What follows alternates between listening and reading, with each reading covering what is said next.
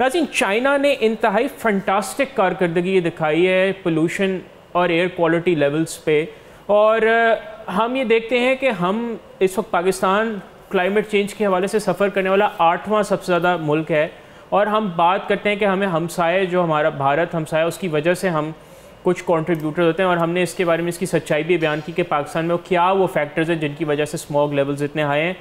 तो नाज़रीन, हम आज बात करना चाहते हैं कि क्यों ना पाकिस्तान अपने ही दूसरे हमसाए और अपने इतने इंतहाई बड़े दोस्त चीन से सीखे कि पोल्यूशन पे काबू कैसे पाया जा सकता है।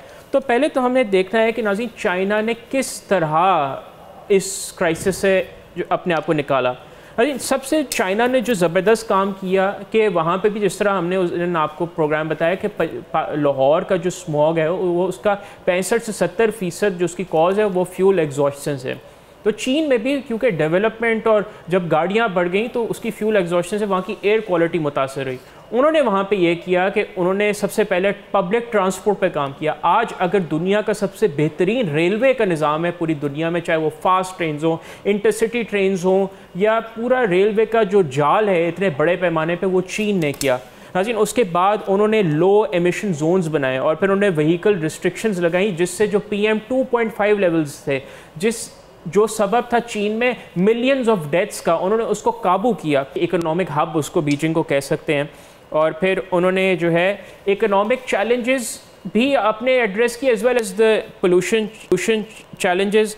और चीन में 2000 अगर सिर्फ 23 की बात करें तो जो PM 2.5 लेवल्स हैं, जो कि बहुत जहरीली गैस होती है, वो 101.56 मीटर क्यूब से कम होके सिर्फ 2023 में वो 38.98% रह गई है। और नाज़रीन, अब जो है 2024 में जो ये लेवल्स हैं ये 2023 से भी कम आ गए हैं, और इसकी वजह क्या बनी आए उस पर नज़र डालते हैं। जैसे मैंने आपको बताया, उन्होंने expansion of urban rail and sustainable mobility systems, यानी जो रेलवे का नेटवर्क है और जो बेसिकली आमदो रफ्त का अपना निज़ाम है उसको क्लाइमेट फ्रेंडली किया, चाहे वो फ्यूल की बेटर क्वालिटी हो, यूरो 5 फ्यूल्स हों, या फिर जो है इलेक्ट्रिकल व्हीकल्स हों। जो BYD कंपनी है, इस साल उसने 2013 में इलॉन मस्क की एक वीडियो आपको याद होगी, उनसे जब पूछा गया कि BYD ने कहा है कि हम टेस्ला को ओवरटेक करेंगे, तो उन्होंने कहा कि ये एक मजाक है। लेकिन सिर्फ इस साल के फिगर्स हैं कि BYD ने इलेक्ट्रिकल व्हीकल्स के यूनिट्स टेस्ला के मुकाबले में 30,000 यूनिट ज़्यादा बेचे हैं। तो फिर उन्होंने जो है अभी भी इवन दो जो WHO की गाइडलाइंस हैं वो 5% से कम तक होनी चाहिए PM 2.5 लेवल्स, लेकिन चाइना उस पर बहुत ज़बरदस्त अंदाज में काम कर रहा है। और नाज़रीन, ये बेसिकली लेसन है कि चाहे आपकी आबादी ज़्यादा ही क्यों ना हो और आपकी इकोनॉमिक डेवलपमेंट ज़्यादा ही क्यों ना हो, आप फिर भी पॉलिसी इंटरवेंशंस, चाहे उसमें इन्वेस्टमेंट्स हों, चाहे उसमें जो बेटर गवर्नेंस हो, उससे आप किस तरह पोल्यूशन का इशू टैकल कर सकते हैं।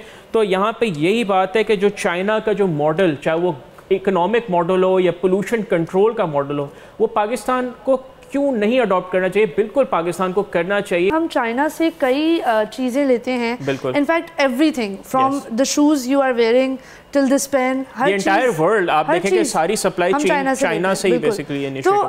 तो आपके नज़र में ऐसी कोई मतलब डेवलपमेंट्स आई हैं कि पाकिस्तान क्या सोच रहा है चाइना से? क्या हमारे कभी सस्टेनेबल एनर्जी पे कोई भी गुफ्तगू हुई है? क्योंकि आई डोंट थिंक सो। देखें, पाकिस्तान ने चाइना ने तो पाकिस्तान को काफ़ी ज़्यादा हेल्प की in terms of public transport, चाहे आप ऑरेंज लाइन ट्रेन लाहौर में देख लें, या चाइना ने ML1 के पाकिस्तान का जो पूरा रेल का निज़ाम था उसकी पूरी ट्रैक कराची से पेशावर उसको रीले करने की बात की थी। लेकिन अब ये चाइना तो बेसिकली आपको सर्विस ऑफर कर सकता है। अब ये यहाँ हमारी हुकूमत या जो इनफैक्ट चाइना से सीखने वाले ममालिक, ये उन पर मुनहसर है कि वो चाइना की जो इंटरवेंशन है उस एग्जाम्पल से किस तरह फ़ायदा उठाते हैं। क्योंकि I think this is a big success story for the बाकी दुनिया ने भी काम किया आपने, बट जिस स्केल पे चाइना ने काम किया, I think that is unprecedented in my opinion.